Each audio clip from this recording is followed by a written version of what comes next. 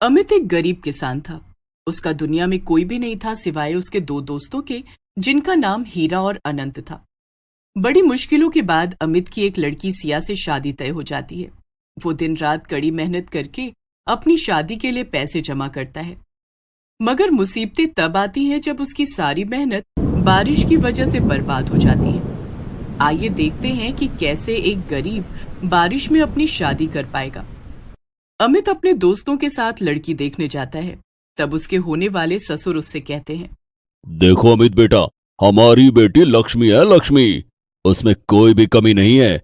लेकिन बस मेरी एक ही शर्त है, अगर तुम्हें हमारी बेटी से शादी करनी है तो शादी की सारी तैयारियां तुमको ही करनी पड़ेगी, तभी हम ये शादी करेंगे। क्या इसका मतलब शादी का सारा खर्चा मुझे करना पड़ेगा? हाँ और क्या। अब तुम अपना फैसला बता दो, वरना मेरी बेटी के लिए रिश्तों की कमी नहीं है। अमित कुछ बोलता इससे पहले ही उसका दोस्त हीरा अमित के ससुर से कहता है, नहीं नहीं, आप चिंता मत करिए, हम लोग सब तैयारी कर लेंगे, आप बेफिक्र हो जाइए। चलो फिर, ये तो बड़ी ही अच्छी बात है। फिर मैं ये रिश्ता पक्का समझता हूं। जी जी जरूर। अमित अपने दोस्तों के आगे कुछ कह नहीं पाता, मगर जब वो उनके साथ घर के बाहर आ जाता है, वो हीरा से कहता है, हीरा मेरे दोस्त, ये क्या क्या तुमने? अब मैं इतने पैसे कहां से लाऊंगा? इस बार तो फसल भी अच्छी नहीं हुई। इसका मतलब हमें खेतों में काम करने के साथ साथ कुछ और काम भी ढूंढना पड़ेगा। अरे तू चिंता मत कर अमित, हम तीनों मिलकर अच्छे से सारा इंतजाम करेंगे। तेरे ससुर को कोई कमी नहीं दिखेगी, क्यों अनंत? अरे हाँ हाँ, और क्या। और वैसे भी मुझे तो यही लड़की सी अच्छी लगी, हमारी भाभी तो यही बनेगी। और अब पैसे तो आते जाते रहेंगे, लेकिन अच्छी भाभी रोज रोज नहीं मिलती। ये सुनकर तीनों दोस्त साथ में हंसने लगते हैं और अगले दिन से ही अमित कड़ी मेहनत करने लगता है। वो खेतों में काम करता है और उसके बाद गांव की ही एक फैक्ट्री में भी काम करने जाता। इसी के साथ साथ उसके दोनों दोस्त हीरा और अनंत भी उसकी मदद करने के लिए पैसे जमा कर रहे थे। ऐसे ही वो सब मिलकर एक महीने में इतने पैसे जमा कर लेते हैं जिससे वो अच्छे से शादी की तैयारियां कर सके। एक दिन अमित अपने दोस्तों से कहता है, दोस्तों, हमने इतने पैसे जमा कर लिए हैं, बस अब सारी तैयारियां अच्छे से हो जाए। मुझे तो बहुत चिंता हो रही है। अरे दूल्हे राजा, चिंता मत करो, हम है ना तुम्हारे जिगरी दोस्त, हम सब अच्छे से देख लेंगे। हाँ हाँ, और क्या। तुम तो बस शादी की खुशियों के बारे में सोचो और किसी भी तरह की फिक्र मत करो। अपने दोस्तों का इतना साथ पाकर अमित को बहुत तसल्ली थी। ऐसे ही देखते शादी का दिन भी आ जाता है। अमित के घर के पास में ही एक छोटा सा मैदान था और वहीं पर अमित की शादी का टेंट और मंडप सजा हुआ था। खाने पीने की भी सारी तैयारी वहीं पर हुई थी। उधर अनंत अमित के पास पहुंचता है और देखता है कि अमित अभी भी सजावट के काम में बाकी लोगों की मदद कर रहा था। वो उससे कहता है, ओहो अमित, तू अब तक क्या कर रहा है? तेरी शादी का मंडप सज चुका है और सारे मेहमान भी आने वाले हैं, सारा खाना भी तैयार है। तू अब बस जल्दी से तैयार हो जा, बाकी सारी तैयारियां हम देख लेंगे। ऐसे तो दूल्हा कम और बावर्ची ज्यादा लग रहा है। अच्छा ठीक है, मैं अभी घर जाता हूँ और तैयार होकर वापस आता हूँ अनंत। अमित अपनी शादी के लिए तैयार हो जाता है और मंडप में पहुंचता है। सबसे पहले उसे उसके होने वाली सास ससुर दिखाई देते हैं। मानना पड़ेगा अमित, तुमने तो शादी का काफी अच्छा बंदोबस्त किया है, हम सबको बहुत अच्छा लगा। धन्यवाद पापा जी। अब तुम मंडप में बैठ जाओ, शुभ मुहूर्त होने वाला है। सिया भी बस तैयार होकर आती ही होगी। अमित तैयार होकर शादी के मंडप में बैठ जाता है, लेकिन तभी अचानक से वहां पर बहुत जोरों की बारिश होने लगती है। अरे अरे अरे, ये क्या हो रहा है? ये बारिश अचानक से कैसे? तेज हवा चलने लगती है और अमित की शादी का मंडप हवा से उड़ जाता है। सभी लोग ऐसी जोरदार बारिश से बचने के लिए इधर उधर भागने लगते हैं। हीरा और अनंत दौड़ते हुए अमित के पास आते हैं और उससे कहते हैं, अमित जल्दी से हमारे साथ चल, वापस तेरे घर के अंदर चलते हैं, वरना तेज बारिश में तुम्हारे कपड़े खराब हो जाएंगे। हाँ जल्दी चलो अमित, बारिश बहुत तेज है। अनंत और हीरा अमित को अपने साथ ले जाते हैं। थोड़ी ही देर में बारिश और तेज हो जाती है और सारे मेहमान अपने घर लौट जाते हैं। बारिश काफी देर से हो रही थी और रुकने का नाम ही नहीं ले रही थी। लगभग 1.5 घंटे बाद बारिश रुकती है। हीरा और अनंत बाहर का हाल देखकर जब वापस आते हैं तो उनके मुंह उतर चुके थे। क्या हुआ तुम दोनों को? क्या हाल है बाहर का? बताओ। पूछ मत अमित, सारा खाना बर्बाद हो गया, मंडप भी हवा से उड़ गया और सारे मेहमान चले गए। सारी सजावट भी पानी की वजह से बर्बाद हो गई। हे भगवान, अब हम क्या करेंगे हीरा? अब क्या होगा? ये तो बहुत ही बुरा हुआ है। सारी की सारी तैयारी बर्बाद हो गई इस बारिश की वजह से। तभी पीछे से अमित के सास ससुर भी वहां आ जाते हैं। वो भी काफी परेशान लग रहे थे। वो अमित से कहते हैं, अमित, बारिश की वजह से सब कुछ बर्बाद हो गया। अब शादी कैंसिल करनी पड़ेगी और कोई चारा नहीं है और तुम्हें दोबारा से शादी की तैयारी करनी पड़ेगी। क्या दोबारा से? भला मैं इतने पैसे दोबारा कैसे जमा करूंगा? ये तो नामुमकिन है। ये हो ही नहीं सकता। सब बर्बाद हो गया। मेरी सारी मेहनत इस पानी में बह गई। अब हम और कर भी क्या सकते हैं अमित? तुम्हें जितना वक्त लेना हो ले लो, हम इंतजार कर लेंगे। अब और कर भी क्या सकते हैं? वैसे भी ये तुम्हारी किस्मत थी ना, ये सब हुआ। अब तुम्हें इसे स्वीकार करना ही होगा। बिना अच्छी तैयारियों के मैं अपनी बेटी की शादी नहीं करूंगा। अमित अपना सर पकड़कर बैठ जाता है। अमित को ये सब सुनकर रोना आ जाता है। वो वहीं बैठकर अपनी किस्मत को कोसने लगता है। हाँ, मुझ जैसे गरीब आदमी की किस्मत अच्छी तो हो भी नहीं सकती। मैंने इतनी मेहनत से इतने पैसे जमा किए थे और सब कुछ ही घंटों में सब बर्बाद हो गया। मेरे सारे सपने इस पानी ने सब कुछ बर्बाद कर दिया, सब कुछ। हीरा अमित को चुप कराते हुए उससे कहता है, अमित भाई, हिम्मत मत हारो, सब ठीक हो जाएगा। हम सब मिलकर फिर से सब ठीक कर देंगे। अब तो कुछ भी ठीक नहीं हो सकता हीरा, और हम आखिर कितनी बार सब ठीक करेंगे? बस अब मुझसे कुछ और नहीं हो पाएगा। मैं अब हिम्मत हार चुका हूं। हीरा अमित को समझा ही रहा होता है, लेकिन तभी अनंत के दिमाग में एक तरीका सूझता है।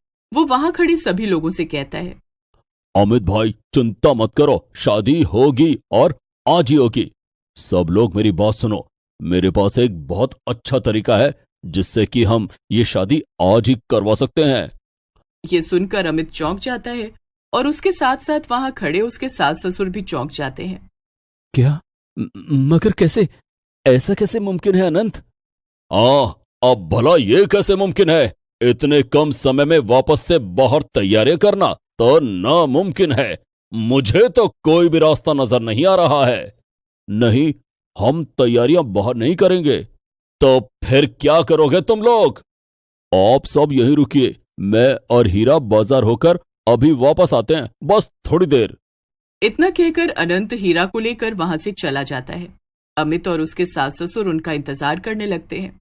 थोड़ी देर बाद वो दोनों वापस लौटते हैं और उनके हाथ में बहुत सारे फूल और शादी का बचा हुआ सामान था। ये सब क्या है? इस सारे सामान का हम क्या करेंगे? जी, हमने सोचा है कि शादी आज ही होगी और इसी घर में होगी, वो भी इसी सामान की मदद से। क्या मतलब है तुम्हारा? मुझे तो नहीं लगता है कि अब हम लोग कुछ भी कर सकते हैं। मतलब ये अमित कि देख, वैसे भी सारे मेहमान अब जा चुके हैं और सिर्फ हम सब घर वाले ही बचे हैं, तो हम अभी पूरे घर को इन सुंदर सुंदर फूलों से सजा देंगे। हाँ, और घर के आंगन के बीच में हम पूजा का सारा सामान रख देंगे ताकि वहां पर तुम्हारे फेरे हो सकें। तो इस तरह शादी घर में ही होगी। मगर अमित कुछ कहता इसके पहले ही उसके ससुर जी बोल पड़े, वैसे मुझे ये सुझाव बुरा नहीं लगा। पहले के जमाने में भी शादियां घर में ही तो होती थी और शादी के लिए सबसे ज्यादा जरूरी है घर वालों का होना, और हम सब यहां तो हैं ही, और घर के अंदर भी शादी की सारी तैयारियां की जा सकती हैं। मुझे मंजूर है। हाँ अमित, तो अब तुम निराश मत हो और ज्यादा सोचे बिना घर को सजाने में मदद करो और हम लोग तुम्हारी दुल्हन को यहाँ लेकर आते हैं। अमित के सास ससुर वहां से चले जाते हैं और आखिरकार अपने दोस्तों की बात सुनकर अमित की निराशा भी गायब हो जाती है। वो अपने दोस्तों के साथ मिलकर घर को फूलों से सजाने लगता है।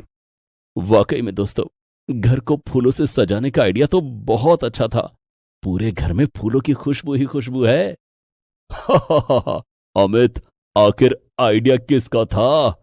अच्छा तो होना ही था। थोड़ी ही देर में अमित, अनंत और हीरा मिलकर सारा घर फूलों से सजा देते हैं। इसके बाद वो तीनों मिलकर आंगन में हवन की सामग्री और शादी का सारा सामान रख देते हैं। तभी अनंत कहता है, मैं अभी पंडित जी को लेकर आता हूं दोस्तों। ठीक है अनंत। अनंत पंडित जी को लेने चला जाता है और तभी अमित के होने वाले सास ससुर सिया को लेकर वहां आ जाते हैं। सिया अपने शादी के जोड़े में बहुत सुंदर लग रही थी। वो आकर अमित के बगल में खड़ी हो जाती है।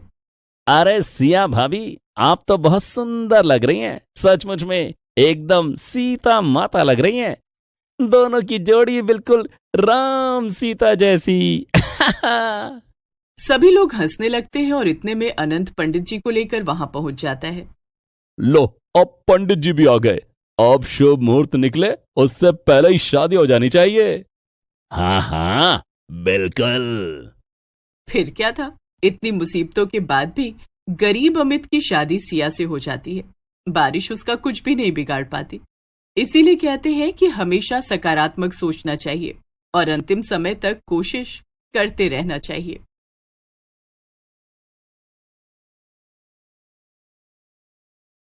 रिया सिया दोनों जुड़वा बहनें थी, मगर दोनों ही एक दूसरे की जानी दुश्मन भी थी। दोनों में अक्सर छोटी छोटी बातों पर भी लड़ाइयां होती रहती थी। दोनों बस एक ही उम्मीद पर जी रही थी कि जब उनकी शादी होगी तब उन दोनों को एक दूसरे से छुटकारा मिल जाएगा। लेकिन जब उनकी एक ही घर के दो भाइयों से शादी हो जाती है तब उनकी असली परेशानी शुरू होती है। आइए आगे देखते हैं कि आखिर दोनों बहनें अपनी अपनी नफरत के साथ एक ही घर और एक ही रसोई में कैसे गुजारा करेंगी। घनश्याम और अनुराग दोनों भाई थे और बचपन से ही दोनों बड़े प्यार से रहते थे। वो इस बात से अनजान थे कि रिया सिया एक दूसरे की दुश्मन है। शादी के अगले दिन सुबह होते ही अनुराग अपनी पत्नी सिया से कहता है, सिया, आज तुम्हारा और भाभी रिया का इस घर में पहला दिन है, तो मैं और घनश्याम भैया चाहते हैं कि तुम दोनों अपनी पहली रसोई साथ में करो और हम सबको बहुत ही स्वादिष्ट खाना बनाकर खिलाओ। देखो जी, मैं कह देती हूँ, मुझे खाना बनाने में कोई दिक्कत नहीं है, लेकिन अगर वो रिया किचन में आई तो मैं खाना नहीं बनाऊंगी। वो मुझे एकदम नापसंद है। सिया की ऐसी बातें सुनकर अनुराग हैरान हो जाता है। अरे, ये तुम कैसी बातें कर रही हो सिया? लेकिन अनुराग कुछ बोलता उससे पहले ही अनुराग और घनश्याम के मम्मी पापा वहां आ जाते हैं। अरे सिया बेटी, जाओ, रिया किचन में तुम्हारा इंतजार कर रही है। आज तुम दोनों की पहली रसोई है ना, तो तुम दोनों साथ में खाना बनाओ, जाओ। सिया अपनी सास की बात टाल नहीं पाती और मुंह बनाते हुए गुस्से में किचन में पहुंच जाती है।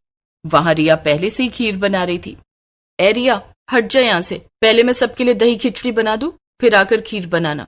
ओह हो, बड़ी आई मुझे आदेश देने वाली। मैं यहाँ पहले से खड़ी थी और खीर बना रही थी।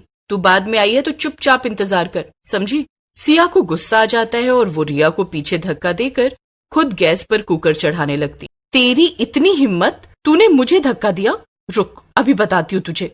रिया सिया के बाल नोचकर उसे पीछे कर देती है और इसी बात पर दोनों की लड़ाई हो जाती है। तभी वहां पर घनश्याम और अनुराग आ जाते हैं। अरे रिया सिया, ये तुम दोनों क्या कर रही हो? ये तुम दोनों कैसे लड़ रही हो? अरे अगर मम्मी पापा यहाँ आ गए तो हंगामा हो जाएगा। मैंने कुछ नहीं किया जी, ये सिया को देखो, यही आकर मुझसे लड़ रही थी। मैं इसके साथ खाना नहीं बनाऊंगी, पहले इसे यहाँ से जाने को कहो। अरे भाभी, ये मुमकिन नहीं। आप दोनों को साथ में खाना बनाना ही पड़ेगा, वरना मम्मी पापा नाराज हो जाएंगे। रिया सिया गुस्से में घनश्याम और अनुराग की बात मान तो लेती हैं, लेकिन वो एक दूसरे से बदला लेने की ठान लेती हैं।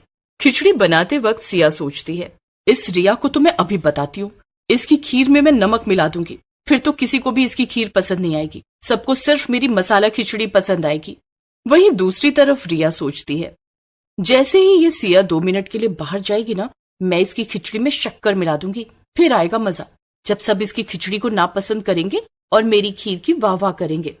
ये सोचकर दोनों बहनें मौका देखकर चुपके से एक दूसरे के खाने को खराब कर देती हैं। रिया सिया खाना ले जाकर डाइनिंग टेबल पर रख देती है और सबसे पहले सिया कहती है, आप सब पहले मेरी मसाला खिचड़ी खाकर देखिए ना, कैसी बनी है?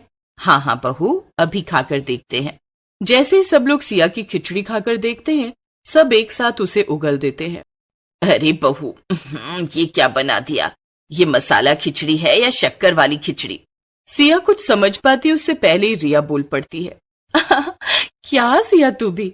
अरे माँ जी, वो ये सिया तो अक्सर ऐसी गलतियां करती रहती है। आप इसकी खिचड़ी छोड़िए और मेरी खीर चखकर देखिए, आपके मुंह का स्वाद अच्छा कर लीजिए। लेकिन जैसे ही सब रिया की खीर खाकर देखते हैं, उन सबका मुंह फिर से बन जाता है। रिया सिया, ये तुम दोनों ने क्या किया है आखिर? खीर में नमक और खिचड़ी में चीनी, आखिर ये सब है क्या? हाँ, ये तुम दोनों ने क्या किया है? भला कोई इस तरह से खाना बनाता है क्या? खिचड़ी और खीर जैसी आसान चीज को भी खराब कर दिया। रिया सिया कुछ बोल नहीं पाती और चुपचाप खड़ी रहती है। तभी उनकी सास बिमला बोलती है, रुको, मैं अभी सबके लिए जल्दी से आलू के पराठे बनाकर लाती हूँ। विमला गुस्से में पराठे बनाने चली जाती है, लेकिन इस सब के बाद भी रिया और सिया को अपनी गलती का एहसास नहीं होता। वो जब भी साथ में किचन में कुछ बनाने जाती, हमेशा उनकी लड़ाई हो जाती। इस बात से उन दोनों के सास ससुर और साथ साथ घनश्याम और अनुराग भी बहुत परेशान थे। एक दिन घनश्याम और अनुराग बैठकर यही सोच रहे थे। अनुराग, ऐसे कैसे काम चलेगा? जब भी सिया रिया साथ में होती हैं, तो वो कितनी बुरी तरह से लड़ने लगती हैं। इसी वजह से हमें खाने को अच्छा खाना भी नहीं मिल रहा और घर में केवल कलेश ही कलेश है। हाँ भाई, कभी वो चाय में मिर्ची डाल देती है तो कभी दाल में गुड़। मैं तो तंग आ चुका हूं इन दोनों से। जब देखो तब लड़ती रहती हैं एक दूसरे से। हमें ही अब कोई तरीका सोचना पड़ेगा अनुराग, इन दोनों के बीच में दोस्ती कराने का। घनश्याम, भले ये दोनों ऐसे लड़ती हो, मगर हैं तो दोनों बहनें ही। जरूर अंदर ही अंदर एक दूसरे से प्यार भी करती होंगी। हो सकता है अनुराग, मगर जिस तरह से वो दोनों एक दूसरे से लड़ती हैं, मुझे इस बात पर बहुत शक है। मुझे नहीं लगता कि उन दोनों ने कभी भी एक दूसरे से प्यार से बात की होगी। देखो घनश्याम, मेरे पास एक तरीका है और मुझे पूरा यकीन है कि इससे उन दोनों में जरूर दोस्ती हो जाएगी। अच्छा, और वो तरीका क्या है? अनुराग घनश्याम के कान में कुछ फुसफुसाता है। अरे वाह अनुराग भाई, इसमें तो बड़ा मजा आएगा। चलो अच्छा है, उनकी दोस्ती की दोस्ती और हमारा मजा ही मजा। फिर क्या था, घनश्याम और अनुराग सिया रिया की दोस्ती कराने की तैयारी में जुट जाते हैं। अनुराग अपने कमरे में बैग पैक कर रहा था और उधर घनश्याम भी अपना सामान बांध रहा था। सिया अनुराग के पास जाती है और उसे अपना सामान बांधते हुए देखकर उससे हैरानी से पूछती है, अरे कहाँ जा रहे हैं आप? वो सिया, दरअसल आज मुझे और भैया दोनों को एक बहुत जरूरी काम से बाहर जाना है। हम दोनों कल सुबह ही वापस आएंगे। क्या? पर अभी इस वक्त तो माँ जी और पापा जी भी घर पर नहीं है, वो आपकी बहन के घर गए हुए हैं। फिर तो घर में सिर्फ मैं और रिया बचेंगे। हाँ, तो इसमें दिक्कत क्या है सिया? अब घर पे कोई नहीं होगा तो तुम्हें तो रुकना ही होगा ना। घर ऐसे खाली भी तो नहीं छोड़ सकते ना। बहुत दिक्कत है अनुराग, मैं उस रिया के साथ अकेले नहीं रहूंगी घर में। आप मुझे भी ले चलिए अपने साथ। अरे नहीं नहीं सिया, हम लोग काम से जा रहे हैं, कोई घूमने फिरने नहीं। सिया बहुत जिद करती है, मगर अनुराग उसे अपने साथ ले जाने से मना कर देता है। उधर रिया का भी ठीक यही हाल था। थोड़ी देर में अनुराग और घनश्याम घर से चले जाते हैं और रिया सिया अकेली बचती हैं। रिया को कुछ भूख सी लगती है, तब वो किचन में जाती है, मगर सिया पहले से ही वहां अपने लिए खाने को सैंडविच बना रही थी। सिया, तू थोड़ी देर के लिए यहाँ से चली जा, मुझे यहाँ पर अपने लिए खाने को कुछ बनाना है। चल चल बड़ी आई, मैं क्यों जाऊं? मैं पहले से यहाँ थी। जब तक मैं मेरा सैंडविच नहीं खा लेती मैं कहीं नहीं जाने वाली। ये सुनते ही रिया सिया का सैंडविच उठाकर खा जाती है। क्यों, हो गया ना तेरा सैंडविच खत्म? अब चल जाए यहाँ से और मुझे चाय बनाने दे। कल मुही, तेरी इतनी मजाल, रुक अभी बताती हूँ तुझे। इसी बात पर फिर से रिया सिया एक दूसरे से लड़ने लग जाती हैं। जब दोनों लड़ते लड़ते थक जाती हैं तो चुपचाप बिना कुछ खाए पिए गुस्से में अपने कमरे में चली जाती हैं। ऐसे ही रात हो जाती है और दोनों कुछ खाती पीती नहीं। तभी अचानक से सिया को घर में कुछ आवाज सुनाई देती है, जैसे उसके कमरे के बाहर कोई चल रहा हो। सिया अपने कमरे का दरवाजा खोलकर बाहर देखती है और बाहर का नजारा देखकर दंग रह जाती है। हे भगवान, ये क्या? बाहर दो चोर खड़े थे और उन्होंने रिया को पकड़ कर रखा था। रिया बहुत जोर जोर से रो रही थी। ये क्या? ये चोर हमारे घर में कैसे घुस गए? बचाओ, मुझे बचाओ सिया, पता नहीं ये कैसे घर में घुस गए। रिया सिया को एक चोर की पकड़ से छुड़ाने की कोशिश करती है, लेकिन तभी दूसरा चोर सिया को भी पकड़ लेता है। छोड़ो छोड़ो। छोड़ देंगे, लेकिन पहले तुम दोनों को मार तो दें। क्या? नहीं नहीं, भले तुम लोग मुझे मार दो, पर रिया को यहाँ से जाने दो। मैं तुम दोनों को सब बता दूंगी कि गहने कहाँ रखे हैं, मगर पहले उसे छोड़ दो। ये सुनकर रिया चौंक जाती है। मेरी बहन सिया, मुझे नहीं पता था तुझे मेरी इतनी परवाह है।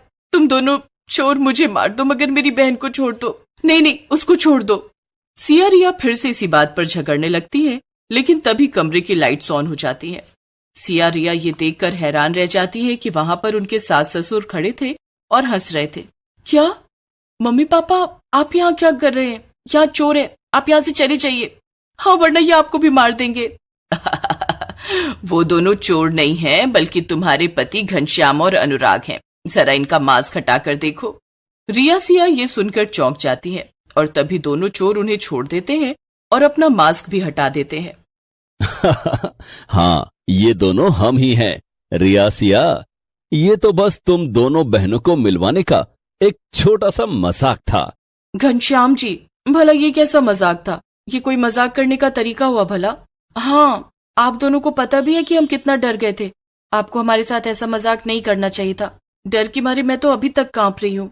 अरे, ये सब हमने सिर्फ इसलिए किया ताकि तुम दोनों का झगड़ा खत्म हो सके। अब तो तुम्हारे साथ साथ हम सब भी जान गए हैं कि तुम दोनों को एक दूसरे की कितनी परवाह है। तो फिर आज से तुम दोनों कभी भी झगड़ना मत और इस घर की शांति को बरकरार रखना। हाँ बहू, तुम दोनों लड़ती हो तो पूरे घर का माहौल खराब हो जाता है। हम सबको ही अच्छा महसूस नहीं होता। रिया सिया को अपनी गलती का एहसास हो जाता है और वो अपने पति और सास ससुर से माफी मांग लेती हैं और आइंदा कभी न लड़ने की कसम भी खाती हैं। Please subscribe this channel.